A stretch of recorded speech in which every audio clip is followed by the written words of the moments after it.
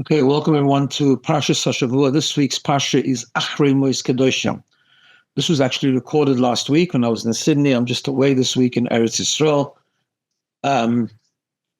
So I just pre-recorded a Parsha Shir to send out this week.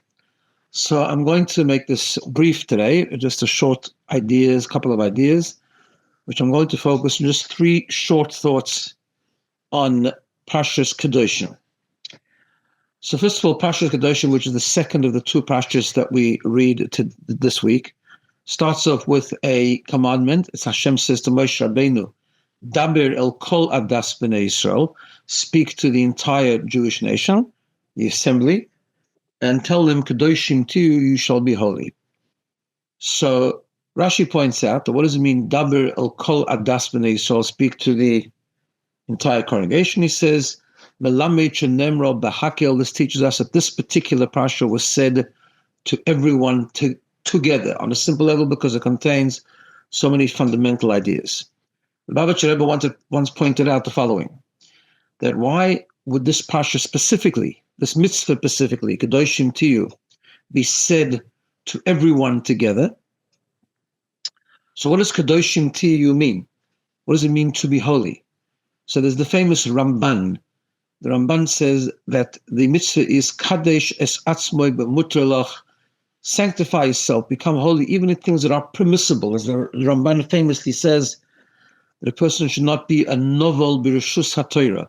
He shouldn't be a lowlife with the permission of the Torah. In other words, shouldn't be materialistic, hedonistic, just indulging in physical pursuits and enjoying them for no reason other than pleasure, even though it's doing it in a completely permissible way. It's got the best texture. It's all halachically correct, etc.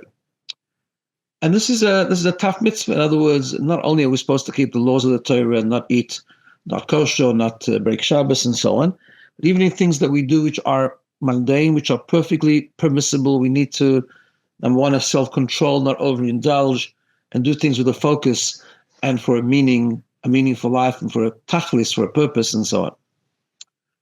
So he explains the following.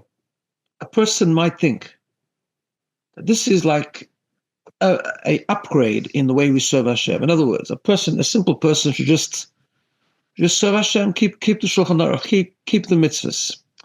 Someone who's complete in keeping all the halachas and keeping all the mitzvahs and is on a higher level and wants to now upgrade and go to something different in serving Hashem, that's a person who needs to then sort of even look at the things that are permissible and try being Kedusha even into the mundane things which are perfectly mutar. So the Torah says no. Parsha zu nemro b'hakel. This parsha was said to every single yid, to teach every yid, that the two things go together. In other words, it doesn't matter what level we're on, Hashem is the God of every single individual. And therefore, every yid, even if you might not be complete in keeping all the Shulchan Aruch, you might not be complete in keeping the basic mitzvahs. We're trying, we're doing our best, but we're not complete. Nevertheless, simultaneously, we are supposed to still be focused on this mitzvah, which is to have self-control, to bring Kedusha and to sanctify ourselves, even things which are Kadosh Atzav Mutala, not to be immersed in materialism, not to be immersed in pursuit of pleasure, but to do things or to try and do things for the right reason and for the right purpose. And this is something which everyone could do, of course, on their level, but it's something that every yid must engage in. The second idea comes from based on the Kli Yakar. We know that one of the first psukim in Parshas Kedoshim says, Ish imoy v'ovi v'tirou v'shapsoisai tishmoiru. Each person shall fear, respect, revere his father and his mother, and you should keep Shabbos. So, of course, Rashi says, why these two things juxtaposed? Because that if a person's father, for example, will say to him, kibbud av v'em is really, really important. We have to listen to our parents and respect them and try and fulfill their wishes and so on. But if a father says to a child, Chalel es Shabbos, break Shabbos, then he doesn't listen. No, Tishmor, you got to keep Shabbos. So the Yakar explains just an idea why the emphasis on Shabbos, and he explains the connection here. Because actually, when a father tells a child to be mechalel Shabbos, to break Shabbos, he's actually undermining the very mitzvah of honoring parents. Why? One of the ideas behind Kibbud Av V'Em, one of the ideas behind respecting parents and honoring parents, the whole mitzvah of Kibbud Av V'Em, is to train us that we need to have gratitude and recognize that we're not just self-made. We come from somewhere. We come from something before us. We don't begin with ourselves, in other words. Why is that important? Because ultimately that leads to the proper emunah in Hashem, to understand that the world doesn't come from itself. We don't come from ourselves. And ultimately everything tracks back to the creator of the world, HaKadosh Baruch Hu, that created heaven and earth and all of us and everything that exists. And everything comes from him, and therefore everything is dependent on him. And therefore we have the proper emunah, the respect, the kavod, the surrender and the dedication to the one that is the source of everything. But Hashem gave us the mitzvah of Kibbud Av V'Em because that leads to that awareness and a consciousness that we don't start with ourselves. That's a concept that the Kli Yakar says a number of times. He says, what is Shabbos? Shabbos is about the emunah in the Bria Sa'olam. It's the emunah in the Hashem, that Hashem created the world in 6 days. It's the emunah that Hashem is the creator and the source of everything.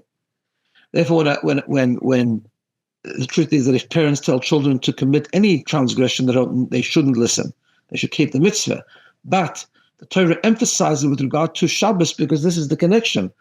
Parents, through the whole idea of Kibbud Av V'Em, is to lead to the emunah in the creation coming from Hashem, and he's telling him to break Shabbos. That's undermining the very concept of Kibbud Av V'Em. And finally, a third thought on the parsha, we have the mitzvah of Orlah. The Torah tells us that when you plant a tree, the first 3 years, you shall have nothing to do with the fruits. Just completely disconnect from the fruit, don't use it, don't have any benefit from it, and so on. B'shana haravis, the 4th year, the fruit is holy and must be eaten in purity, must be taken up to Yerushalayim and eaten in purity. How we do it today is another story. We can redeem the holiness of the fruit on money and so on. But essentially the mitzvah is to take it to Yerushalayim and eat it b'tara, eat it with purity and with holiness. Ub'shana chamishis, in the 5th year, Hashem says, you can then eat the fruits as much as you want and enjoy it and so on. So again, in a talk of the Lubavitcher Rebbe, he explains the following: that there's 3 stages here. There's Orlah, the first 3 years. There's the 4th year where you have to eat it in purity, and then there's the 5th year when it's yours to do whatever you want with it, so to speak. These 3 stages, he says, represent the 3 stages of how a Jew should wake up in the morning. We know, as based on the Gemara says, "Shei tefilasi smucha lemitosi," that when we wake up in the morning, we daven first. That's the first thing we do with daven. What is davening? First of all, halachically, the definition of davening refers particularly to the Amidah. Now, the Amidah, we know, is that a person, when he davens the Amidah, totally has to disconnect from the environment around him. As we say, Ka'avda kamamur, a person has to be like a servant in front of his master, that he just completely surrendered to the master and doesn't do anything else. That is the first stage of Orlah. Just like we disconnect from the fruit, we have nothing to do with the fruit that we've planted, so too the Amidah in the morning is a complete disconnect from the environment. Davening, completely escaping the world and just focusing on Hashem. Then the Gemara says, after davening, I want you to do some learning. Got to start the day with Limud HaTorah. What is Torah? When we learn Torah, we're more present. We're not completely disconnected, but it's Torah, it's holy. And we have to learn it with its correct dedication, with the correct respect, and the correct holiness. We're more present because we need to understand what's going on. We need to ask questions. We need to analyze. But it has to be done with tremendous kedusha. And we need to remember, like it says in Shulchan Aruch, that when we learn Torah, it's like receiving the Torah again. We have to have, just like the Yidden stood at Mount Sinai with tremendous respect and reverence, so too when we learn Torah, we have to understand the emunah, that it's the wisdom of Hashem that we're learning. We're learning a godly wisdom, not just a human logic, and give it the proper respect and the proper holiness. Then the Gemara says, "Mi beis hamedrash handeg bohem minag derech eretz." Then you leave the beis medrash and you go out into the world, you do business and you interact with the world. That's the 5th year. The 5th year is when we can enjoy the fruit. But the idea, of course, is that these 3 things come in succession. Meaning, in order to get to the 5th year, you got to have the 3 years in the 4th year. First, you have to completely disconnect, completely focus on Hashem. That's the first thing we do in the day. give ourselves over to HaKadosh Baruch Hu, we connect to Hashem through the concept of tefillah.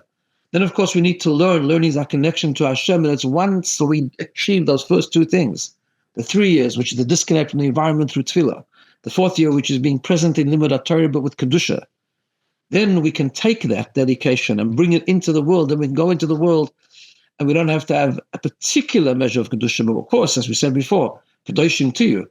Then we know that we can engage in the mundane, we can do business, we can eat, we can sleep, we can do all the things that a person does in the physical world, but we take the Kedusha and the lessons from the first 3 years and the 4th year, and we use out the world properly in a meaningful, value-based way to serve Hashem better and to bring Hashem into the world.